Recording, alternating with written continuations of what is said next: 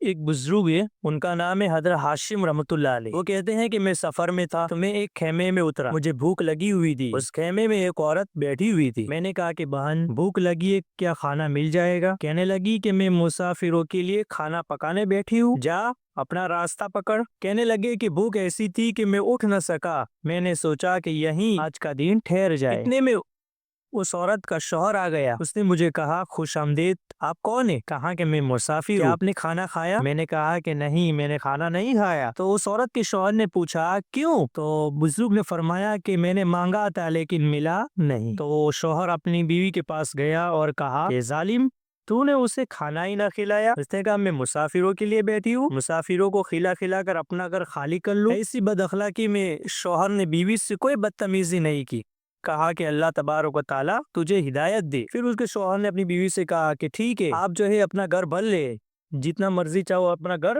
بھر لو۔ پھر اس عورت کے شوہر نے بکری ذبح کی، اس کو کاٹا اور گوشت بنایا، پکایا، کھلایا، اور پھر ساتھ معذرت بھی کی بزرگ سے کہ میری بیوی نے جو آپ کے ساتھ سلوک کیا، آپ کے ساتھ بدتمیزی کے ساتھ جو پیش آئی، میں اس کی طرف سے معافی مانگتا ہوں۔ اور اس طرح ان بزرگ کو اس عورت کے شوہر نے روانہ کر دیا۔ بزرگ چلتے چلتے آگے ایک جگہ پہنچے، اگلی منزل پر بھی ایک خیمہ آیا، وہاں پڑاؤ ڈالا تو ایک خاتون بیٹھی تھی۔ کہا بہن میں مسافر ہوں، کیا کھانا مجھے مل جائے گا؟ اس نے کہا خوش آمدید، اللہ کی رحمت آ گئی، اللہ کی برکت آ گئی۔ تو اس خاتون نے کہا ماشاء اللہ، مہمان آ گیا، برکت آ گئی۔ جلدی سے بکری ذبح کی، پکائی اور پکا کر اس کے سامنے رکھی تو اس پر اس کا شوہر آ گیا، اس عورت کا شوہر آ گیا۔ اس نے کہا کون ہے آپ؟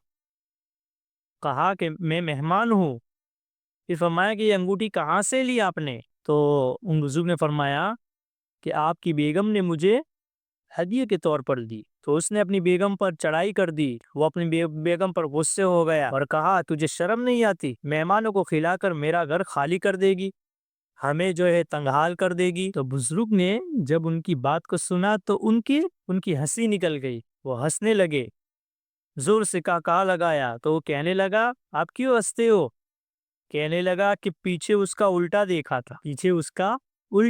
تھا کہ پیچھے عورت کنجوس تھی اور یہیں آپ کنجوس ہے۔ تو وہ آدمی کہنے لگا جانتے بھی ہو وہ کون ہے؟ کہا کہ وہ میری بہن ہے، یہ اس کی بہن ہے۔ کیا کہا؟ وہ میری بہن تھی جو پہلے آپ کو کھانا نہیں کھلایا، اور یہ اس کی بہن ہے، یعنی اس شوہر کی بہن ہے، جو پہلے والے عورت کی جو شوہر تھا اس کی یہ بہن ہے۔ میرے بھائیو، سخاوت، مہمان نوازی اللہ تبارک و تعالیٰ کو بہت پسند تھی۔ عربوں میں ہزاروں برائیاں تھی، ہزاروں خرابیاں تھی، لیکن ان میں چند صفات ایسی تھی جو ان کو ممتاز کر دیتی تھی۔ ان میں سے ایک صفت مہمان نوازی کی تھی۔ جب بھی کوئی مہمان آتا تو وہ خوش ہوتے تھے اور خوشی سے مہمان نوازی کیا کرتے تھے۔ پہلے زمانے میں بھی لوگ مہمانوں کا انتظار کرتے تھے کہ کب مہمان ہمارے گھر آئیں گے، برکتیں لائیں گے، اللہ کی رحمت آئے گی۔ اور آج یہ حال ہے کہ مہمان کے آنے کو بوجھ سمجھتے ہیں، مہمان آتا ہے تو گھر بند کر کے چلے جاتے ہیں۔ مہمان جب گھر آتا ہے تو اس سے پہلے ہی پوچھ لیتے کتنے دن آپ کو رہنا ہے، کب جاؤ گے، یہ فکر ہوتی ہے۔ کیوں؟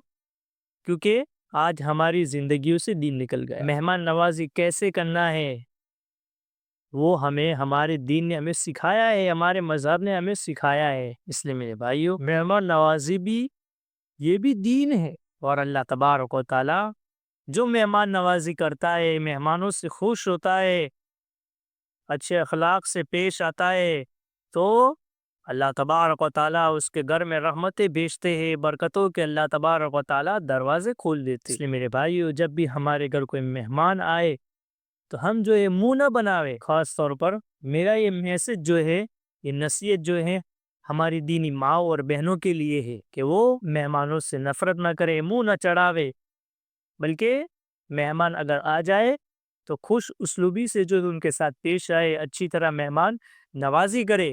اللہ تبارک و تعالیٰ اس کا تم کو اجر عظیم عطا فرمائے گا۔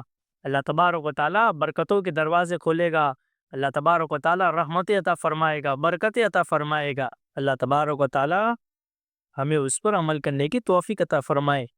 وما علینا الا البلاغ۔